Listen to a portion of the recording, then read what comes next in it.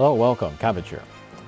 Let's have a look at the Impossible Quest for Izanagi, and then we'll bring a bunch of newer characters with a focus on Rico here, who's one of my favorite characters in the game. And we'll look at her stats first. HP is very, very high. The other two stats are low, however. She is a blast type, so that could explain that. And then we look at her abilities. She's got Null Wind and Null Block, which are two of the lesser Null abilities. Although, as you know, I'm a big fan of Null Block characters. She also has a Laser Stop, which can be good for preventing damage to other characters. Lasers will still hit her and then do damage to her, but it won't go any further. So yeah, that can be good for preventing damage, especially with rebound lasers. Okay, and then our strike shot, she has an 8-turn tackle strike shot, tackle plus laser. So that's the same as Othello or some of the drop monsters like Medusa. And this is good mostly for positioning, although it also does very good damage considering it's every other turn. And yeah, because it is so good with positioning, you can use her in quests like with any of the other gimmicks and still do fine. And then finally her bump combo, it's very strong. It's the flare, and then it's a blast type, so it does even more damage than usual. And this has a short range, but it does good damage, and then has a chance of stunning whoever it hits, just like Tsukuyomi's lightning. So yeah, good damage and good utility. And this character is very popular among JP players that do that version of Monster Strike where it's like a time trial where you're trying to get through a mission very quickly. And the reason for that is because her bump combo does so much damage. Okay, but that was a quick look at Rico, and let's head into the mission along with 3 other newer characters.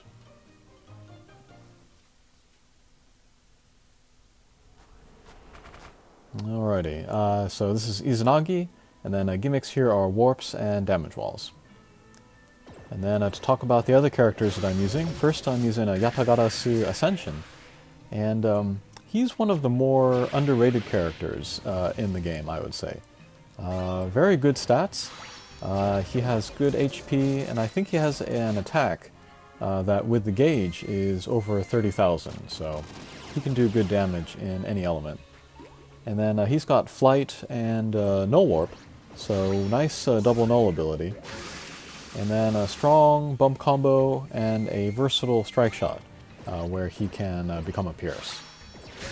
Oh no, I'm sorry, that's the evolution version. His strike shot is the one where he puts a gun on the wall. So that can be good if he's in good position for maintaining his position, and also does very good damage, depending on how close it is to a boss's weak point.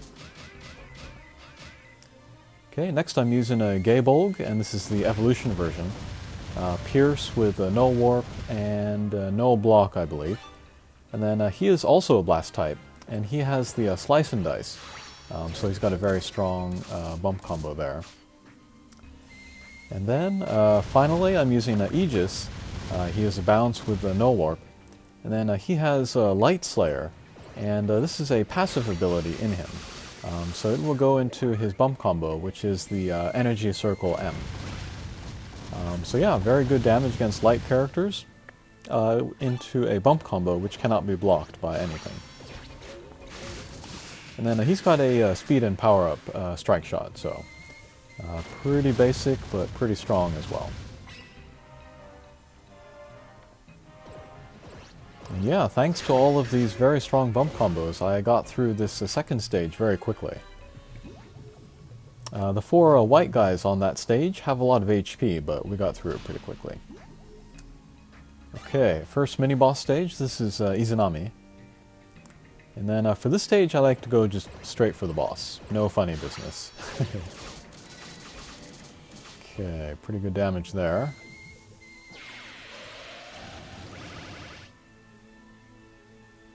Alright, so with Rico, we'll use her strike shot. so that we can kind of weave through the warps and then stick to the boss. And then that will make her flare much more easier to go into the boss. And then there's that laser stop. It prevented the rebound laser from going any further and prevented damage to Yatagarasu, so that was nice. And Yatagarasu's bump combo is pretty strong. It's the rebound shockwave. And yeah, let's have a look at the flare here. Alright, almost 500,000 damage, so pretty good.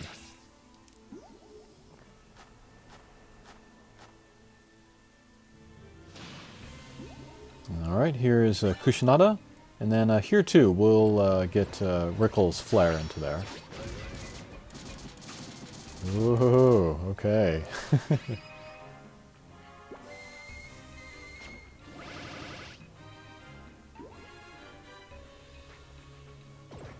And there's kind of an interesting story behind Rickle's design. If you look at her pre-evolution form and her evolution form, she just looks like a regular adventurer. But the Ascension form, it looks very different. And then what that is... Oh, there's that flare again. What that is that the crystal she is holding has kind of possessed her. So she's become a bad guy, actually. And then if you look at the... what is it? The drop monster from that same series, Verona, she has kind of the same thing. The Ascension version is the kind of the warrior version. And then the evolution version is the possessed bad guy version. Oh, let's use Bolg's strike shot here. And then this is a 16-turn meteor, which is one of my favorite strike shots. And it's not very powerful, but it's very good to use against little guys if you need to get rid of a lot of them at once. And yeah, this being one of the more difficult pre-boss stages, I thought it would be good to use it here. And yeah, I think I do prefer the evolution version of Bolg more than the Ascension version. The Ascension version does have the null everything strike shot, which is very powerful. But I prefer the meteor, and then I prefer the stronger bump combo. And I prefer the null block, so...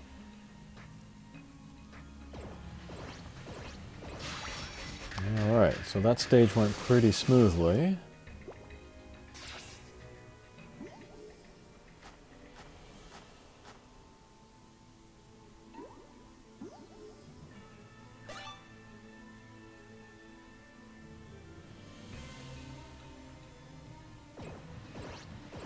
And then to start the next stage, I would like to have my guys at the lower half of the screen.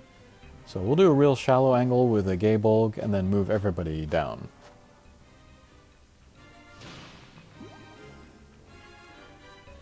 Okay, final mini-boss stage.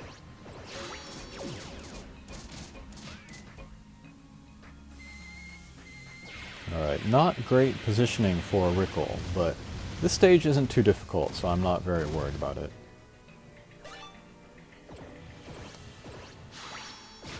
Okay, there we see the Light Slayer coming into play. And yeah, the damage walls are not too damaging, so we can be okay without null damage wall characters. Okay, very good.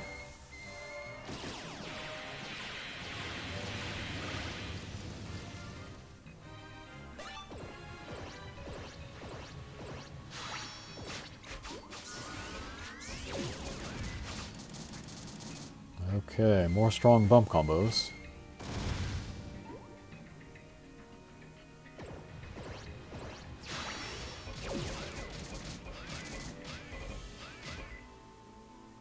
Alright, and then we definitely want to start the boss stage, the next stage, in the lower half of the screen. So my character's positioning is pretty good right now. We'll see where Aegis ends up, though. Oh well. Okay, here comes the boss stage.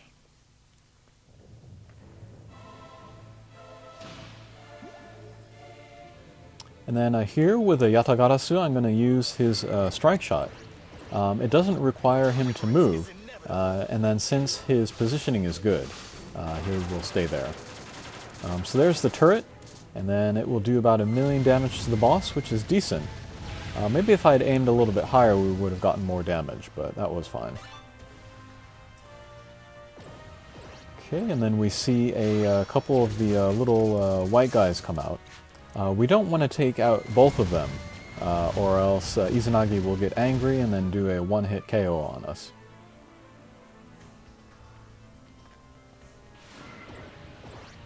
So we'll take out just the one and then leave the other. And then I knew Izanagi was going to move over to the left the next turn, so that sets me up also to get the flare in there as well.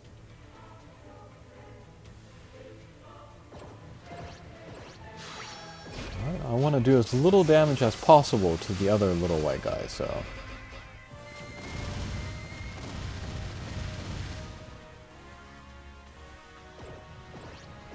Okay, we'll just do a real conservative angle with a Yatagarasu there. That's fine. Okay, and then with Bolg, we have the 16-turn meteor again. So I'm going to go ahead and hit both of these guys. And then all of the damage that is done to the Felmain here is also carried over into the boss. So we can do double the damage with the meteor. Okay, so that was Izanagi with a few new characters. And yeah, hope you get your hands on these guys. Alright, see you again. Take care.